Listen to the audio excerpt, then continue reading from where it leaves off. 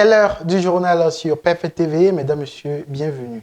Au sommaire de cette édition, le président du Conseil fort Eswazimna Nyasingbe a reçu plusieurs délégations à marge de la TICAD 9.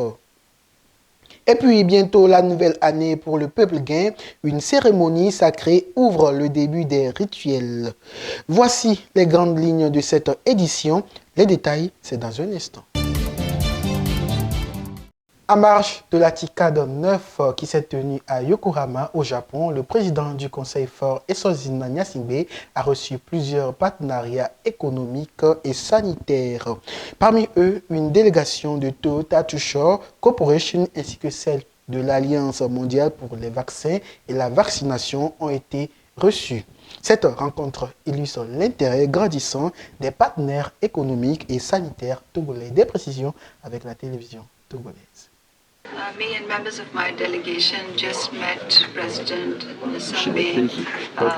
La présidente directrice générale de Gavi et son équipe ont rencontré le président Nyasingbe, Alliance pour les vaccins, et le président Nyasingbe avait accepté d'être le champion pour Gavi pour mettre en avant l'importance de l'immunisation dans le monde. Et l'objectif premier de la délégation était donc de remercier le président pour son engagement et son plaidoyer. La délégation a félicité le président car la couverture nationale au Togo pour les vaccins est de plus de 96% pour les vaccins de base. Ce chiffre a été confirmé par une étude indépendante, donc nous avons vraiment félicité le président pour ces résultats remarquables qui montrent vraiment l'importance pour la population du Togo. Nous avons aussi discuté l'introduction future au mois de septembre du vaccin contre le paludisme pour lequel Gavi et l'Alliance des vaccins soutient le Togo. Et nous avons donc discuté des modalités d'introduction du vaccin. Le Togo sera le 21e pays en Afrique à introduire le vaccin en septembre. Et nous avons vraiment été impressionnés par l'intérêt profond du président pour préserver la santé des enfants au Togo. Et nous étions vraiment enchantés de pouvoir discuter de notre soutien continu au Togo, notamment dans le domaine de l'immunisation.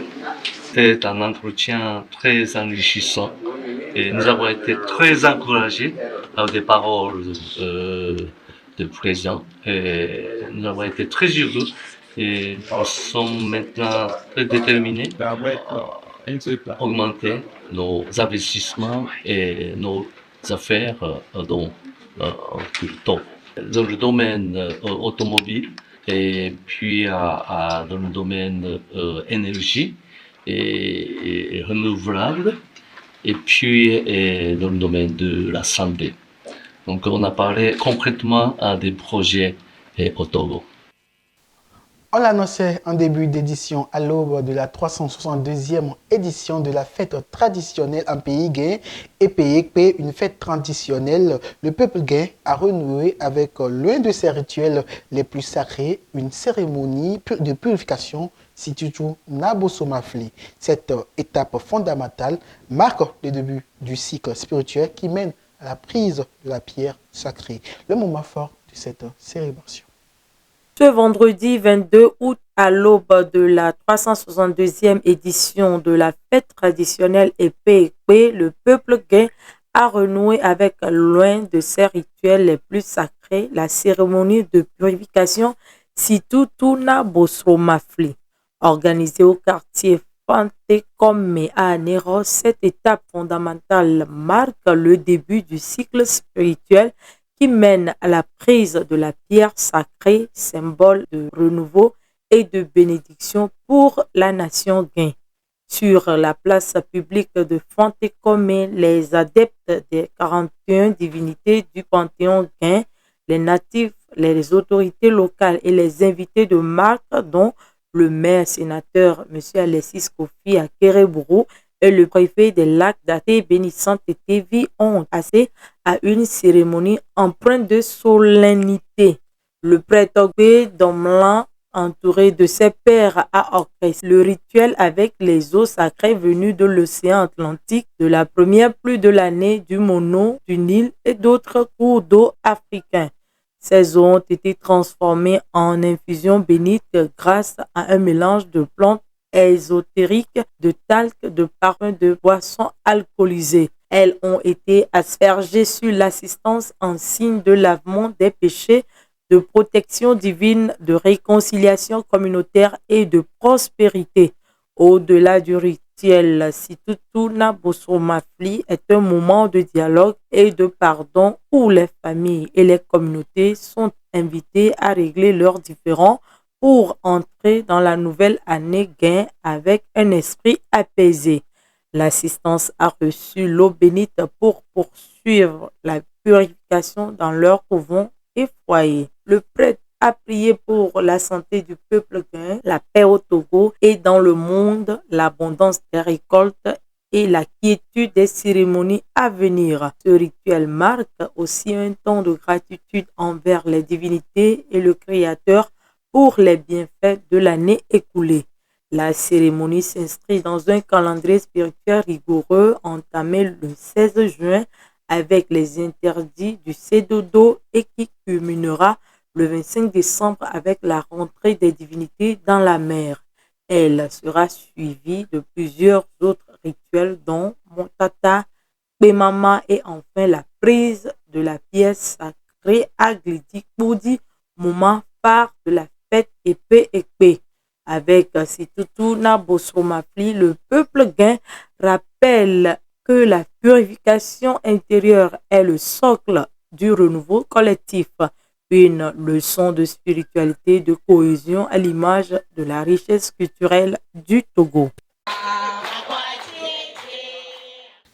La lutte contre la pollution est une question de tous les jours, de tous les pays. L'Ouganda adopte l'immobilité pour réduire son empreinte carbone et lutte contre les embouteillages avec des bus, des vélos et des taxis électriques. Des précisions dans ce reportage de Eco Afrique.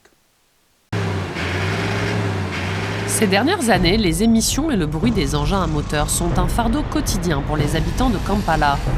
L'environnement en souffre tout autant. Selon les Nations Unies, la ville présente l'un des pires niveaux de pollution de l'air en Afrique. Pour y remédier, le gouvernement mise sur l'immobilité. Il veut retirer progressivement de la circulation les véhicules à essence au profit d'alternatives électriques, des vélos aux bus. Kampala étouffe sous la pollution de l'air et ça se voit et le vélo est une solution. Ça permet de préserver l'environnement, la propriété de la ville et la santé de la population. L'Ouganda a élaboré une stratégie en matière d'immobilité. L'objectif est de faire évoluer le transport public d'ici à 2030. Le gouvernement investit principalement dans son propre constructeur automobile Kira Motors, une société créée en partenariat avec l'université de Makerere. L'électricité nécessaire à la recharge des batteries provient de sources hydroélectriques. Cette entreprise publique a déjà mis en service 27 autobus électriques. Le secteur du tourisme et les entreprises privées sont des clients potentiels. Nous travaillons donc en étroite collaboration avec la Fédération des propriétaires de taxis de Kampala. Ils utilisent surtout des camionnettes et des matatu de 14 places. Nous voulons les faire basculer vers des autobus de plus grande capacité et entièrement électriques, et ce, avec le soutien du gouvernement dont la priorité est d'augmenter la capacité. Pour l'instant, les bus équipent surtout les institutions publiques comme la compagnie aérienne Uganda Airlines et l'autorité de l'aviation civile, mais pas les réseaux de transport public. Une honte, disent ceux qui sont montés à bord de l'un d'entre eux. Ce bus est très confortable. On ne sent pas de vibrations, pas de fumée. La climatisation est fantastique et le design est remarquable. Si ces bus équipent les réseaux du nord de l'Ouganda, ce sera le mode de transport le plus sûr que la population ougandaise ait connu jusqu'à présent. Il faudra beaucoup plus d'activistes, mais surtout d'investissements pour que l'Ouganda passe de manière significative à l'immobilité. Le mouvement est lancé, même si la route reste encore longue.